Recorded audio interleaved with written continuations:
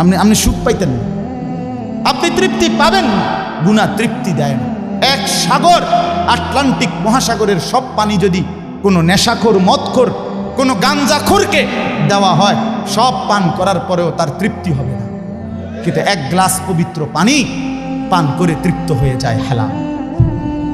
সারা পৃথিবীর 100 কোটি নারী যদি আজকের অসভ্য উলঙ্গ ছবি দেখে, যেই যুবক এরে যদি 100 কোটি নারীও উলঙ্গ করে দেখায়, কসম আল্লাহর, এই জানোয়ারের তৃপ্তি হবে না। কিন্তু একজন পুরুষ 70 বছর 90 বছর একজন হালাল স্ত্রী দিয়া তার জিন্দিগি কাটায় ফেলে। হালাল তৃপ্তি দেয়, হারাম কি দেয় না। আল্লাহ আমাদেরকে বুঝ দান করে।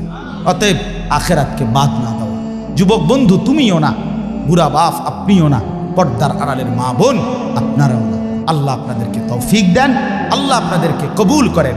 এই আয়াতগুলোতে আল্লাহ আখেরাতের কথা বলছে। আমি শুধু এক টানে তর্জমা বলছি। লা উকসিমু বিয়াউমিল কিয়ামা, আল্লাহ বলেন আমি কসম করছি কিয়ামতের দিনের। ওয়ালা উকসিমু বিন নাফসিল লাওয়ামা, সাথে সাথে আমি আল্লাহ কসম করছি ওই অন্তরের, যেই অন্তর মানুষকে গুনাহের কারণে তিরস্কার করে, নেক কাজে উৎসাহিত করে।